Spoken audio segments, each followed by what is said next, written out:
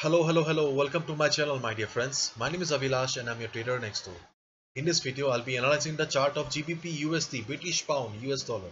So if you're watching my videos for the first time, then please subscribe to my YouTube channel for regular market analysis. And do check out the Forex analysis playlist on my YouTube channel for the analysis of other currency pairs.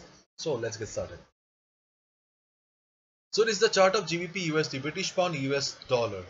And as you can see, I'm in my favorite 4 hours time frame. So this is the chart of GBP USD, the 4 hours chart.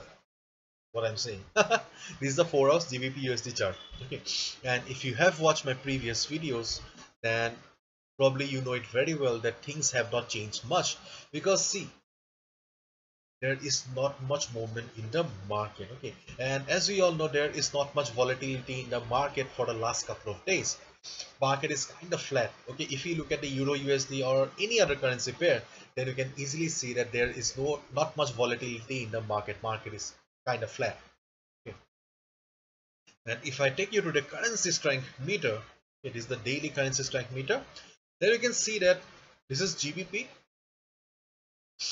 this is GBP, and this is USD. Okay, and the strength of GBP is 5.3, whereas the strength of USD is 4.8. You can see that there is not much difference. So whenever we get a scenario like this, we get a sideways market, and we just look at the chart. You can easily see that yes, market is sideways. This is a pure sideways market, pure range bound market.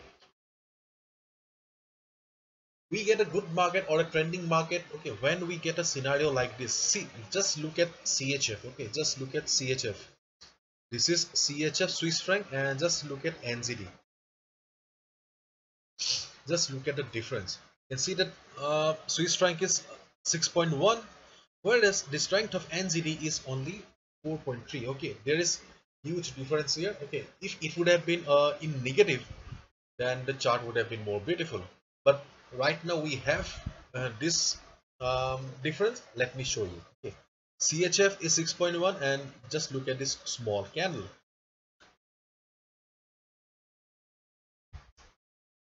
Let me take you to the chart of CHF NGD, then you will see how the currency strike meter works. CHF NGD. Let's wait. It's taking time. It should not take that much time. See, this is the chart of CHF NZD, Swiss franc NZD, and see, just look at this particular portion. Okay. CHF is extremely strong or very strong in comparison to NZD. Okay, as a result, just look at the up move. Okay, so this is the reason I always take you to the currency strength meter and try to show you what is going on and try to analyze, okay, with the help of currency strength meter as well. Okay, so whenever we get a good difference in the strength of the currencies, then we get a good trending market like this. But when we get currency strength meter like this, then we get a sideways market. Just look at the Euro and USD also. You can see that there is not much different in the Euro USD. As a result, we also know it very well that there is not much movement in the Euro USD as well. So Euro, USD, GBP all are kinda trading in a particular range. Okay, so this is the reason. So let's get back to our GBP USD chart.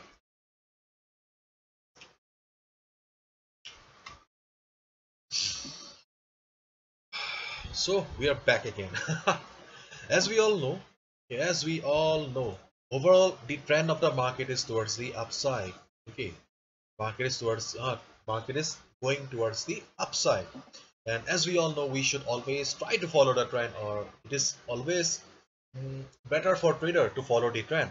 Therefore, we should mainly look for buying opportunities, or buying opportunity will be safe for us. Okay. And as we all know, okay, the best trading opportunity or the area of value in a uptrend market is always near the support. And in this case, we can easily see that the support is this. Okay. Whereas this level is acting as a resistance to the market, 1.4245 level. Market is in uptrend. Okay, but as we all know, okay, if we just look at this particular portion, then we can easily see that market is in sideways. Therefore, in sideways market, we get trading opportunities on both the side, at the top also, at the resistance, or at the support also. Okay, but still, considering the overall trend of the market, this is still your best trading opportunity or the best area of value, 1.4100. Okay, so for this, you'll have to wait for the market to come down to this particular level. When market will hit the support level, then you know it pretty well what you need to do. You'll have to wait for the confirmation. That's it. If you see that market is taking support at this line, at this level, and if you see that market is about to bounce from here, go for a buy. On the other hand, if market goes up and hit the resistance level, 1.4245 level, just observe the price. Just try to read the market psychology. Just try to read the chart. If you see that price is struggling near the resistance, if you see that price is unable to cross the resistance, then you will get the confirmation that yes, this resistance is still valid. Okay, though market is an uptrend, still sellers are present, sellers are dominating at this particular price level. Okay, then you can short the market, because see, overall market is an uptrend. Therefore, you'll have to wait for the confirmation to short the market at this particular price level. So if you see that yes, sellers are still present who are pushing the price downward, then only short the market at this level. Otherwise, only wait for market to come down to this particular level so that you can go for buying option. Or on the other hand, if market crosses this level, okay, if market crosses this level, then also you'll get another option to go for a buy order. Because see, once market will cross this level, okay, then this will be your new area of value, because the resistance will become the support. Understood?